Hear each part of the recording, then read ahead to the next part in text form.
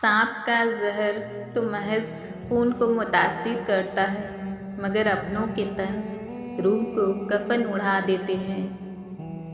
غروب آفتاب کے بعد گھر میں اندھیرا رکھنا بے برکتی کا سبب بنتا ہے۔ صبح کے وقت پیشاب کی حاجت نہ ہونا جسمانی کمزوری یا بیماری کی نشانی ہو سکتی ہے۔ قدیم چیزوں کا کھو جانا نئی خوشیوں اور برکتوں کے آنے کا اشارہ ہے۔ جسمانی اذیت کا پہنچنا دراصل گناہوں کی معافی کی علامت ہے۔ بے بس انسان کی مجبوری کا سودا کرنے والے کی زندگی سے چین و سکون رخصت ہو جاتا ہے۔ کھانا کھاتے ہی فوراً سو جانا ذہنی صلاحیت کو متاثر کرتا ہے اور نسیان کا باعث بنتا ہے۔ سجدے میں زیادہ وقت گزارنے والے کو کبھی تنگی نہیں ہوتی اور بیٹھ کر پانی پینے سے دل اور جگر کی بیماریاں دور رہتی ہیں۔ خواب میں رنج و غم کا نظر آنا دراصل آزمائش کے بعد راحت اور خوشی کی آمد کا اشارہ ہے۔ پیسے کا لالچ انسان کو ایک ایسی اندھی کھائی میں دھکیل دیتا ہے جو صرف قبر کی مٹی سے ہی بھرتی ہے۔ جس شخص پر اندھا بھروسہ کیا جائے اس کی طرف سے ملنے والی تکلیف بھی بے حساب ہوتی ہے۔ گھر میں بلی کا کثرت سے آنا نعمتوں میں اضافے اور خوش نصیبی کی دلیل ہے۔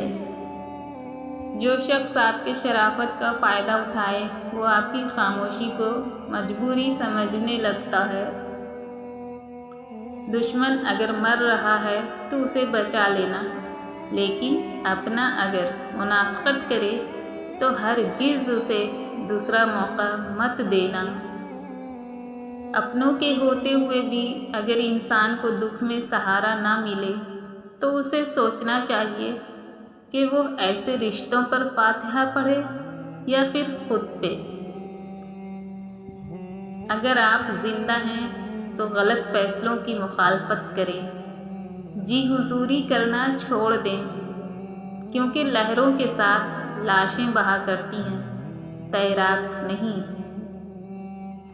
تعلق ختم ہونے کے بعد اگر آپ کے راز محفوظ ہیں تو سمجھ جانا کہ کسی نسلی انسان سے واسطہ پڑا تھا۔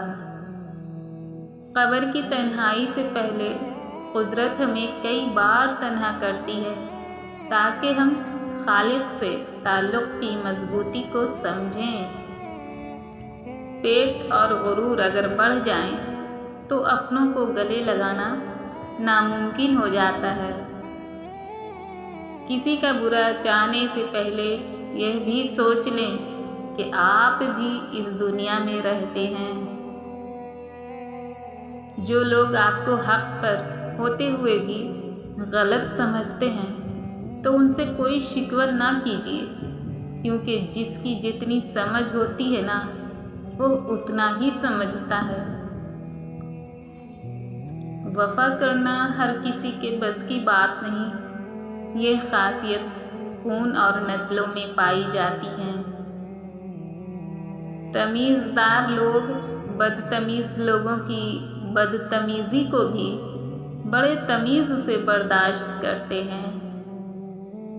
گھر تب تک نہیں ٹوٹتا جب تک فیصلہ بڑوں کے ہاتھ میں ہوتا ہے، اور جب گھر کا ہر کوئی فرد بڑا بننے لگے تو گھر ٹوٹنے میں دیر نہیں لگتی۔